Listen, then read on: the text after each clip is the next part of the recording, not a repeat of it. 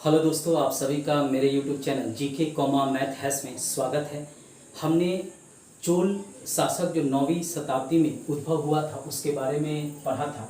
उनके शासकों के बारे में जाना था कि किस तरह विजयालय ने पल्लव से स्वतंत्र होकर चोल राज्य की स्थापना किया था 9वीं शताब्दी में, और उसके आगे के जो शासक थे किस प्रकार अपने राज्य का विस्तार किए थे। आज हम चोलों के प्रशासन और स्थानीय प्रशासन के बारे में पढ़ेंगे, जो कि चोलों के स्थानीय प्रशासन से हमेशा ही प्रश्न पूछा जाता है और इतिहास में चोल इसीलिए प्रसिद्ध है अपने स्थानीय प्रशासन के लिए। आइए उनके बारे में हम एक एक कर जानते हैं।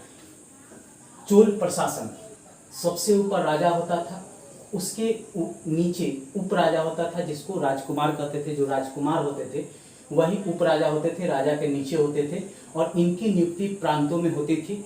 तो 6 प्रांतों में विभाजित किया गया था। प्रांत को मंडल कहा जाता था। मंडल के नीचे वलनाडु होता था, यानी जिला होता था। वर्तमान में जो जिला है उसको उस समय वलनाडु कहा जाता था चोलों के समय।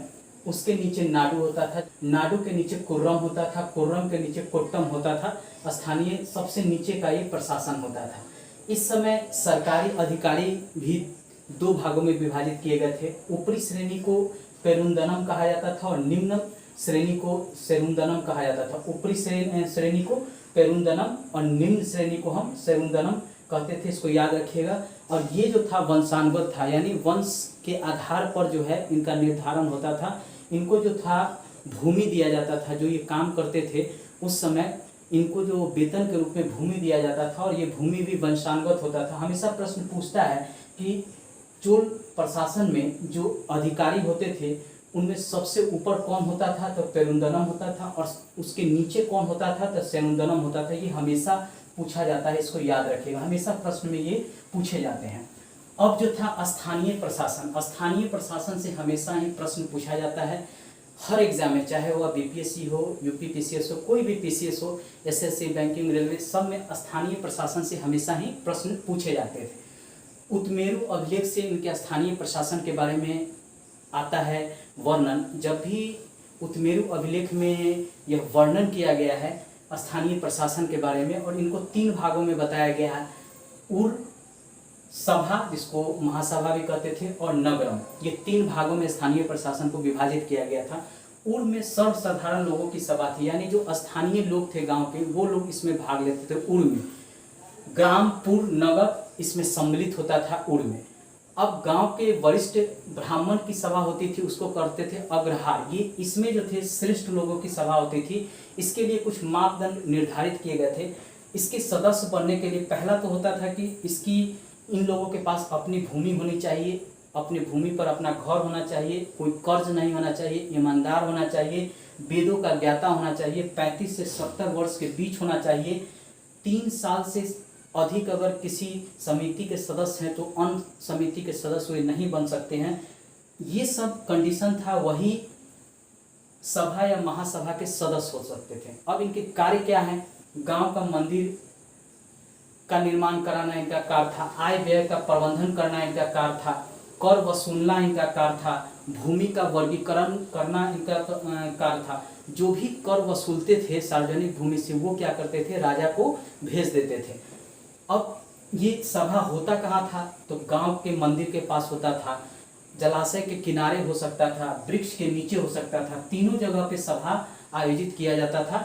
इनके कार्य मैंने बताया, इनके सदस्य कैसे होते थे। हमेशा ही प्रश्न पूछता है इनके सदस्य के बारे में कि जो सभा या महासभा में जो चुने जाते थे उसकी सदस्यता के लिए क्या क्राइटेरिया निर्धारित किया गया था। वर्तमान समय में भी इसी पर जोर दिया जा रहा है कि अब जो विधानसभा या लोकसभा का चुनाव होता है उसमें विधायक या सांसद वो भी 35 और 70 साल के बीच के ही चुने जाए, इस पर जोर दिया जा रहा है। लेकिन अभी भारत में ऐसा कोई निश्चित नहीं है। आप जितने भी उम्र के हैं, आप अगर चुनाव लड़ेंगे तो आप जीत सकते हैं। उस समय चोलों का जो ये स्थानीय प्रशासन था बड़ी सुदृढ़ था। मतलब गांव के स्तर से ही प्रशासन को सुदृढ़ बनाया गया था, ताकि जो है कर की भी वसूल हो सके, कृषि का भी विकास हो सके, व्यापार का भी विकास हो सके। तीसरा था नगरम। यह व्यापारिक समुदाय का प्रशासनिक जो था सभा था, इसमें केवल व्यापारिक लोग ही शामिल होते थे और वही इसमें प्रशासन का कार्य करते थे। यहाँ से भी कर वसूल के राजा को भेजा जाता था।